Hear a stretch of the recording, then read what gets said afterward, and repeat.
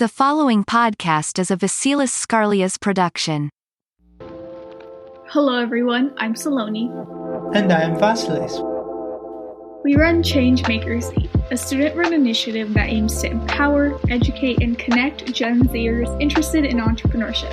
We interview teenagers with impactful projects and create resources to help you change the world. If they can do it, so can you. On this podcast, we discuss the logistics of creating different types of projects with GenZers who have already done it. We will leave our social media and website information in the description.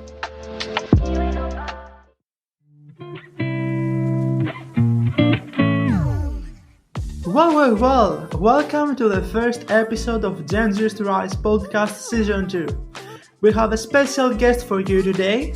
Here in studio we have Ronsley, a public speaker, author, marketer and podcaster coming from Australia. He has an amazing podcast called Psychology of Entrepreneurship. And he is also the founder of Amplify agency, an award-winning digital marketing agency and Australia's first audio marketing agency. He has been featured on many events. It's such an honor to have him on the show. Ronsley, welcome on the show. Thank you for having me. So excited.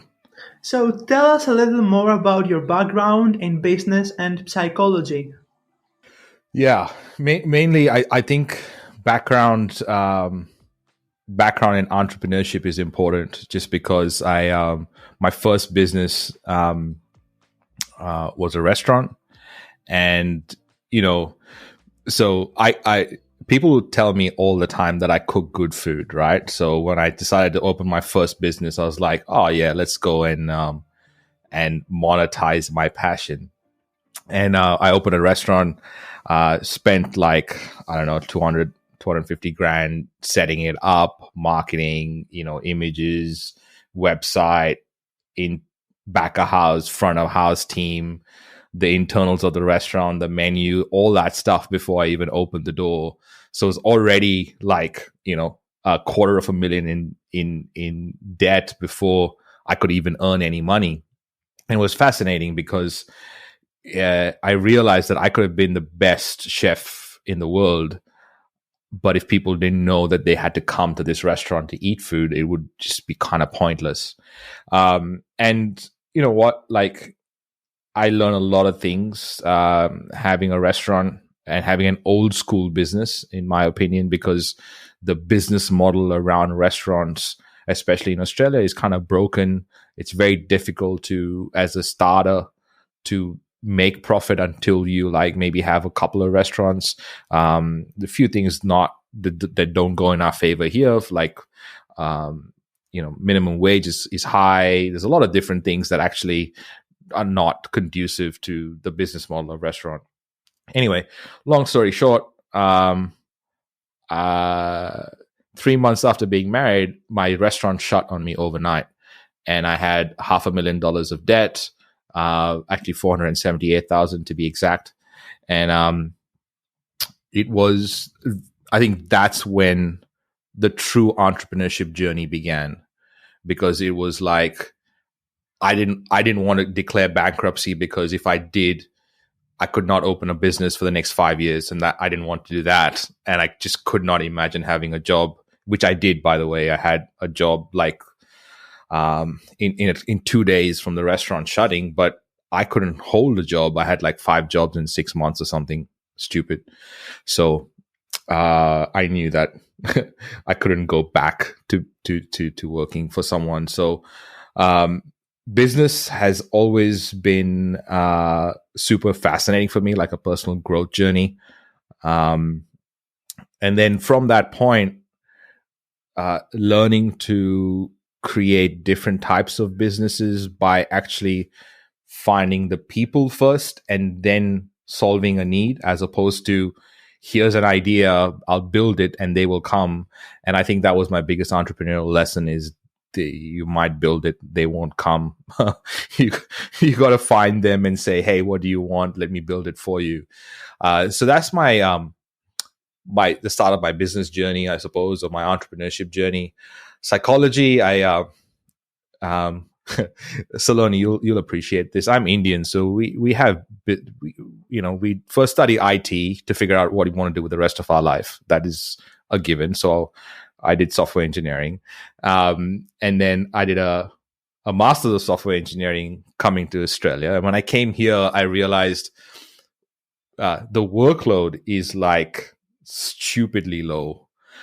So I got 2 masters here. So I got a master's in software engineering. I finished it on full workload because when I did my bachelor's of engineering in India, I gave 64 exams to get my degree in 4 years. And when you come here, the workload is like full time is 4 subjects or 3 subjects. And I was like, this is simple. So then I got an MBA after my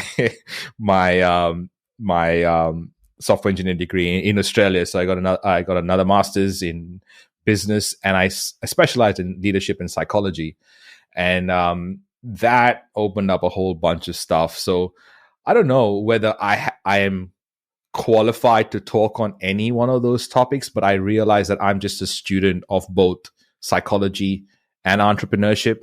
And every time I have a conversation, every time I release an episode, I learn more about both those topics. Wow, that's perfect, because both Vasilis and I are planning on going into like computer science and engineering. So we wanted to ask you what prompted that transition from software engineering to business? And would you say that your background in that field helped you with business in any way? Massively. I've got goosebumps right now because computer science, even though at the time I thought to myself, I don't know where I'm going to apply this, because we learned stuff that now the whole world is built on. I learned blockchain protocols. I've learned security protocols that I use every day right now. And when I learned them, networks were not fast enough to even execute them. They were just theories, right? They were like, we had to find a way to understand what what computer science is if you're looking to get into it. The allocation of processes into a CPU is probably the biggest task loader that we had to learn for, because now that's allocated to so many things because information is so freely available. It's like, how do you process that information? And obviously task management in a CPU and multiple CPUs is probably one of the most advanced task allocation techniques out there, because we've had to get better with the sizes of CPUs growing smaller and so on and so forth. So I love computer science. Like, I can't, I'm not one of those people who think that academia is not good. I'm actually one of those people who feel like academia has helped me be so much smarter in a room, like by light years. People think that, they've gone and done stuff and they've achieved things, and they definitely have, cred as being an entrepreneur. But the exposure that I've had to so many different ways of thinking, like, I don't know, I constantly feel like I'm making connections in my brain that it's very hard for others to make, and it's because of all these different experiences. So I'm a huge computer science fan, especially now because everything is built on it. And you understand so many things about everything, and only because I learned the principles of how things are done. So if you're looking to get into it, I'm all for it, because it's just, I don't think it'll ever go wasted, for sure. I agree with you 100%. Here on ChangemakerZ, we're using a lot computer science. We do data analysis, behavior analysis to understand what the listeners want to. So I think that both business and computer science are subjects that they are connected 100%. So tell us a little more about your entrepreneurial ventures and the process behind starting each one. What I learned immediately after that was first to kind of go, who wants it? Who wants this thing? So the after-on knock-on effect from having $478,000 of debt was that I had to obviously dig myself out of this hole I dug, or I had to get out of this hole I dug myself into. So I didn't want to go back into software engineering because that would mean getting a job. That would mean going back into a cubicle. That would mean not paying attention to my creative brain, which is on overload. Like my creative brain, I can't stop it. It's literally like, I don't know, it's just a beast on its own. So I knew that going back into like software engineering would not be a great idea. So I decided as soon as restaurants shut that I would become a chef in another restaurant. So I became a chef in other restaurants, and I sort of got better at that. And I I started the Uber for chefing in Brisbane, which is like there were chefs that had spare time, and there were people that wanted food cooked for them, their weekly food cooked for them. Every week a chef would come into their home, cook all their meals, put it in the fridge, in their Google Calendar, and they were all based on their nutritional goals and what they wanted to achieve and all that kind of stuff. So to promote that, I started a podcast, kind of thinking, hey, if I could get parents to realize that, having fish fingers or McDonald's is not the best idea for your kids because they'll associate that with happiness as they grow older. I started the podcast, and I released the podcast 3 times a week, Monday, Wednesday, Friday. And that podcast got 1 million listeners in 4.5 months because iTunes took it and put it on the banner section of iTunes, the 6 banners that go around. And I was next to Triple J and ABC Radio for a few months. And, and everyone was like, hey, help me start a podcast. And I was like, here's my Evernote folder. And I'm computer scientists, sort of, geeky people work in a certain way. They kind of looked at my Evernote folder and like, I don't understand anything here, Ronsley. Can you help me do it? So this was my biggest learning in entrepreneurship. That point, what I did was I said, hey, Facebook, this was like 2014, 2013. I said, hey, Facebook, I'm thinking of starting a podcast. I'm thinking of helping people start a podcast because this is what happened with Bon Appetit. But I can only take 8 people, and 6 of them are going to be in a group. 2 of them are going to be one-on-one. If you're interested, this is the process. But if you're interested, here's a time to schedule like a meeting. I think it was scheduled once, if I remember correctly, way back in the day before Calendly and all that kind of stuff came around. And they would schedule. So in that week, I had all these conversations, and by the end of the week, I had 32 grand in my account. And I hadn't even built the course yet.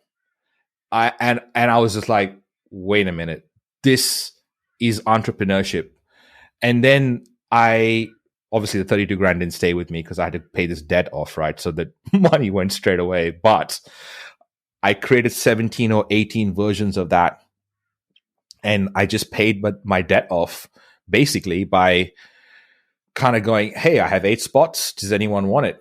And it was just the most amazing thing to realize. So when I started the agency, Amplify Agency, which is what I run now, I'm probably best known for it at this point with the clients that we have. I did not have a name before. I had 8 clients, and one of them said, hey, Ronsley, a mate of mine can actually use what you're selling. What's the name of your company? And I'm like, Glenn, I'm going to call you back. And I Googled powerful verbs. That's how I got Amplify. You didn't even get to be. And then I realized that that's the way to start businesses, is actually find the need, solve the need, and then build a business and a brand around that. I don't know. That's a long-winded way to answer your question. I don't know whether it did answer your question. So what advice do you have for people who have an idea but don't really know how to get started? Oh, it's a good question. The advice I have for someone who has an idea and doesn't know where to get started is to first find out whether anyone wants that idea that they have, because we can get so precious about the ideas and say, oh, we don't want to share it, someone might steal it. I promise you, people are not stealing ideas. Like, you know how much it takes to execute on an idea. Like, I have ideas all the time. I don't execute on all of them. And even if I give out ideas, people are not that hardworking to know how to execute on them, to the point that it's your question, right? People have ideas and they're like, I don't even know where to start. And you only know when to start when you start getting some reps. For example, you're never going to contemplate running a personal best in a marathon if you can't get off the couch and run around the block, or even walk around the block as a starting point. So in business, sometimes we think about scaling to $1 million or being a unicorn company and all this kind of stuff without even having the reps to walk around the block. And I think that's probably the biggest thing to understand in entrepreneurship is you could have the best idea on the planet and you could be the most technically gifted person around that idea on the planet. But business has so many moving parts. There's accounting, there's team, there's operations, there's marketing, there's advertising, there's streamlining culture, there's customer service, there's product development. It never stops. And an entrepreneur has to find a way to balance all these spinning plates by hoping that they don't be the block that makes it all fall apart, because usually they are the block that makes it all fall apart. Exactly. Basically, you have to pass through different processes and steps in order to understand exactly what you have to do in order to succeed in your business. Is the marketing, the customer service, the product development, as you mentioned. So we're going to have a little break and we will come back to you shortly. This podcast would not have been possible without Anchor. What is Anchor? Anchor is the easiest way to make a podcast. So let me explain. First, it's free. Who doesn't like free stuff? Second, it has creation tools that allow you to record and edit your podcast right from your phone or computer, making it very accessible and easy to use. Third, Anchor will distribute your podcast for you, so it can be heard on Spotify, Apple Podcasts, and many more, cutting all the hassle down of trying to figure out how to spread your podcast to different platforms. So Anchor is basically everything you need to make a podcast all in one place. So what are you waiting for? Download the free Anchor app today or go to anchor.fm to get started. A few years ago, you gave a TED Talk about having deep and meaningful conversations. How can we connect with people on a personal level in a business setting? It's fascinating. I'm going to tell you about this TEDx talk that I gave in 2017, because it was about having deep conversations. So when you read it out loud, everyone thinks, and for the whole, pretty much almost the whole speech, everyone thought that having deep conversations is how to get their point across and how to say their point better in a conversation and have a deep conversation. But having a deep conversation is actually about listening. It's not about saying things. It's about understanding and listening and having empathy. For me, I believe in business, every conversion in a business, every single conversion in a business happens in a conversation. It doesn't matter if you're getting a team member on board or a client on board or a partner on board or a sponsor on board or an investor on board. It doesn't matter what it is. All those conversions in your business happen in conversations. And I believe that with the evolution of technology, we've gotten bad at having these deep conversations because we'd rather text someone than have a conversation, because we have time to reply. We have time to think over because we don't want to say the wrong thing. And we're getting into this habit of not using our voices. Now, I grew up in India where if I asked a question, they thought I was questioning authority. So my whole life, as soon as I opened my mouth, it was like, stop talking.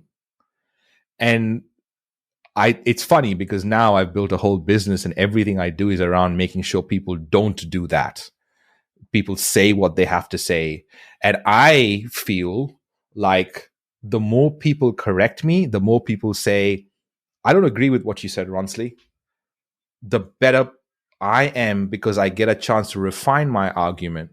And I believe that institutions, systems, structures have been created for us not to voice what we really think about because of ridicule, because we might not get it right. And as a result, we don't even know what we care about, what our voice is supposed to say, what matters to us. And now when I think about the journey, my wife says this all the time. It's really funny because I've got so many entrepreneurial friends that are in the States, right? Actually, most of my crew is in the States. And my wife says it's funny that the American entrepreneurs think you're the Australian when you're the person who's come from India. You know, it's such a crazy clusterfuck of a twisted way of kind of going, well, what is this person and what does he care about? That's why I mentioned user learning at the start, is because everyone would say I'm Australian and I would not correct them. But now I realize that as Indians, our voices have always been put down, made fun of, and ridiculed, and I just feel a responsibility to kind of clarify that my ancestors and your ancestors did not have the opportunity to say what they thought of whenever they thought about it. And I have the privilege, because of all the things that they've worked for, all the suffering that they've been through, that I can say whatever I want and be ridiculed. And I think it's a privilege that I don't want to take for granted. So I don't even know what the question was. I'm sorry, but I went on a rant. No, wow, that was amazing. I definitely resonate with that, and I hope that's something I can also bring forward in my career. So shifting to more of like the psychological aspects of entrepreneurship, how would you say your mindset has changed throughout your entrepreneurial journey? Oh, all the time. Like there's a couple of things that I remember, especially in my entrepreneurial journey, and I think everyone who's on that journey should remember, is that environment dictates performance. So your environment and the people you hang out with will dictate your performance. So if you're not happy with certain places where you're at, kind of like shift your environment in those areas, and you know it'll shift for you. So from a psychological point of view, one of the basics that we all need to know is confirmation bias exists in every human being. And as an entrepreneur, it's important for us not to get caught in the trap of confirmation bias. And what that looks like is, I have an idea, let me go confirm and be biased about that confirmation, right? Go and not actually listen, but go around finding people who agree with my idea so I can confirm my bias. That's the problem, or that's the hole we don't want to get stuck in, because there's a slippery slope from there. And entrepreneurship will have a very crazy way of teaching you a lesson that it's the other way around, right? So from a psychological point of view, for entrepreneurs, the first thing is confirmation bias exists, and you got to actively make sure that you have different systems in place to remove yourself from that confirmation bias. The next thing is, from a psychological point of view, the more conversations you can have with people that are willing to challenge your perspective on the world, the better service you can be. And if you keep feeling that the world is against you, it's because you are being selfish and only thinking about yourself, unfortunately. So shifting the mindset and shifting the psychology to how can I be of service in those instances allow us to get out of those little holes that we dig for ourselves by saying, what will people think of what I said? Should I go live? Should I publish this thing? What will people respond? And then you reverse that to going, what if someone watches that, reads that, listens to that, and they make this big shift? And it's not about me, and it's not about me thinking that some childhood classmate of mine would make fun of me because they saw my thing on Facebook, because we get caught up in that as well. And so shifting our psychology from being the entrepreneur in the flashy car, in the helicopter, whatever these funny, Instagram people do, influencers, whatever they call themselves, it's shifting from there to how am I serving and how am I making this impact? How am I changing? How am I representing my ancestors from the previous generation, because they've given me so much and I'm in this privileged position. So I think that is all we have for today's episode. Thank you so much for being here with us today on our Season 2's first episode. What a pleasure. Really, I love these because I get to meet new people. So Vasilis and Saloni, thank you very much for having me. Yeah, it was really nice meeting you. I learned so much and I can't wait to apply this to my own future.